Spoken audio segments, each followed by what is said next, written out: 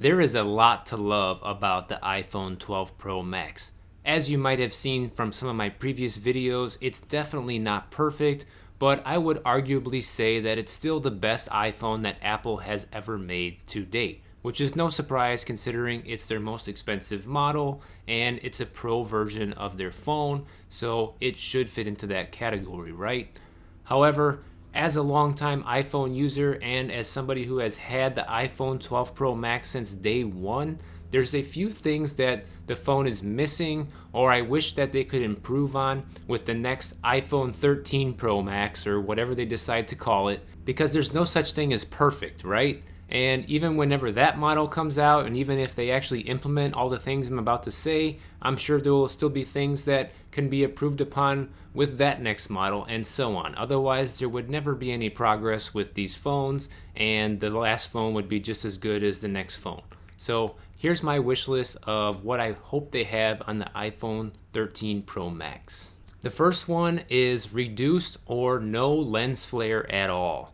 And I know this is a big complaint for a lot of people, including myself. Usually it's not a problem if you're shooting in really bright scenarios, if you're outside shooting, or even like right now, you see I'm shooting this video with my iPhone 12 Pro Max. There's no lens flare happening at the moment.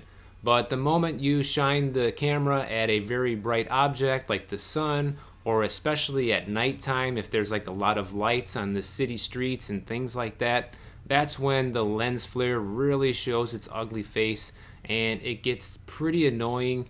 And I wish they would just fix that. I feel like this is a new problem, mainly because I've had iPhones for so long, and I noticed it on the iPhone 10 when I first got that, but it wasn't nearly as bad as it is now on the iPhone 12 Pro Max. So I hope it's something that they fix in the future, because I feel like back when I had an iPhone 6 and the 5 and the 4 before it, that the lens flare was like virtually non-existent.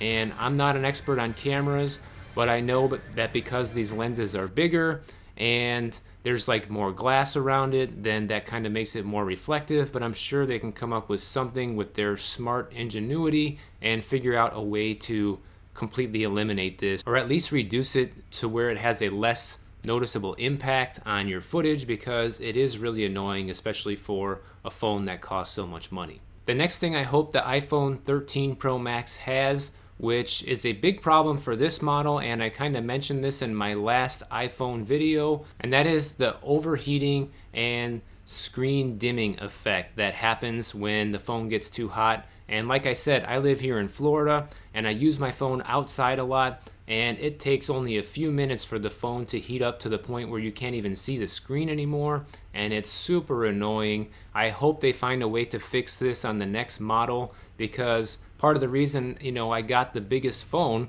was because I wanted to be able to see the screen really well, and the big screen is useless when you're outside and you can't see anything.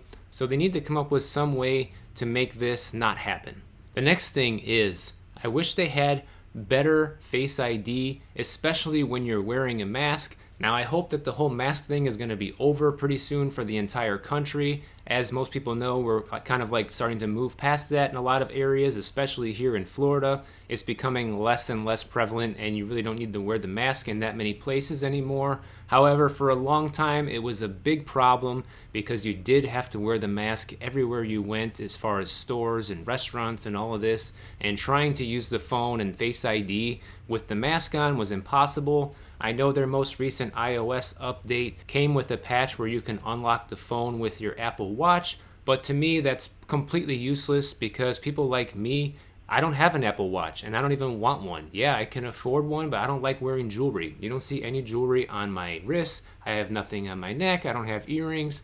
I just don't like wearing jewelry, and a watch is one of those things. So I'm the kind of person that just doesn't want the watch, and I'm sure there's many other people out there who can't even afford the watch because they spent all their money on the iPhone. So the fact that you need the watch to unlock the phone with the mask is complete bogus to me, and there needs to be a little bit smarter facial recognition. Obviously, this part of your face could still be recognized by the software and still be able to unlock the phone and still verify that it's you. So I'm hoping that they find a way to implement that, but maybe by the time that the next iPhone 13 Pro Max comes out, I'm hoping that that won't even be an issue anymore. But hey, it's relevant right now, so I'm mentioning it now. The next one, and this is a big one, especially for creatives like you or me, anybody that makes YouTube videos with the phone a lot, this is a big one. And I know they improved this with this iPhone 12 Pro Max, but it could still be a lot better. And that is having a professional grade microphone. I see on their laptops and the newest iMac, they're putting in what they call studio grade audio and microphones on those units. And I hope they start implementing stuff like that on the new iPhone as well. Mainly because in order for me to get really good audio, especially outside when it's really windy, I need to use this guy. This is the Shure MV88, and it's a very expensive microphone. I think it costs about $200. The quality is pretty great, but I wish for the cost of the iPhone 12 Pro Max that a microphone of this quality would just be built into the phone. I'm not saying that the microphone is bad on the phone, but it's definitely not great, especially for outdoor shooting scenarios with lots of wind and things like that. And with how smart these phones are becoming and the software that's built in, I would imagine that between Apple's superior hardware and their software ingenuity, they can find a way to make a studio grade microphone for the iPhone 12 Pro Max or the next 13 Pro Max here, because that would go a long way for creators like me, not having to plug something like this in, and let's face it, not having to buy something like this. And by the way, anybody who is interested in buying this, I'll have a link for it in the description. It is the best iPhone microphone I've ever used, and I've used a bunch of them. It's the best one. And the other main reason I would ask for them to put in these studio grade microphones is because many of you might know that there's rumors that possibly on this next phone or maybe the generation after that, that they might completely eliminate the lightning port. And guess what? If that happens, you can't use something like this anymore. So that's when it becomes a real problem for creators like myself. You know, we can't even use the expensive accessories that we have bought for previous generations anymore. And if they don't improve the audio quality of those phones by then, we could be in trouble. We're going to have to get like lavalier microphones and do all that kind of stuff, you know, recording the external audio and matching it up in Final Cut and all this crap. I mean, that's what I do right now. You know, you see I'm using this Blue Yeti microphone here. I have that, and I'm shooting on the iPhone 12 Pro Max. I don't expect the quality to be as good as this microphone, but I would hope it would get pretty close and especially be able to defeat some of that wind noise when you're outside. Now, one last thing I want to mention, which isn't really an iPhone problem, but it's sort of like a compatibility problem that we have now. And I think Apple was smart and thinking ahead and always trying to be the first. And what I'm talking about here is the phone shooting in Dolby Vision. So the iPhone 12 Pro Max does shoot in Dolby Vision, and it does look great when you're watching it back on the actual iPhone 12 Pro Max. But the problem comes when you're trying to edit this footage on your computer. It takes a lot of raw computing power to be able to edit the footage properly, especially. There's a lot of color grading things that sometimes need to happen, and it's just kind of too complicated to work with at the moment. And I actually thought when I bought the phone it was going to be one of the coolest things about it, but I don't even use it anymore. I just have the Dolby Vision turned off because it basically destroys all of my footage once I'm trying to edit it and get it uploaded to YouTube.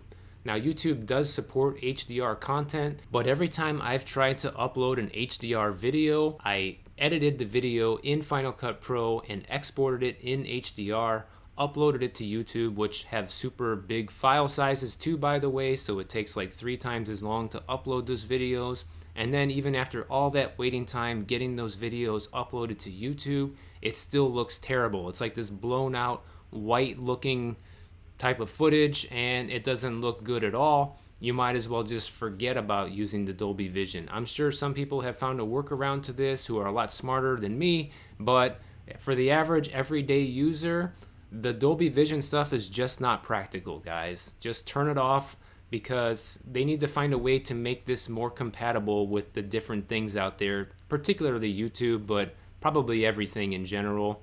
And also somehow make it so that the file sizes are smaller, because uploading those gigantic files to YouTube are just not practical because even if they fix the compatibility issue, you still need to have a ton of bandwidth to upload videos in that format. So that was my wish list for the iPhone 13 Pro Max. Let me know in the comments what you guys hope is in the next version of the Pro Max phones, because I'm really curious to know what you guys want in the next phone. So leave that comment down below and check out my next video about iPhones right over here, and I'll see you guys over there.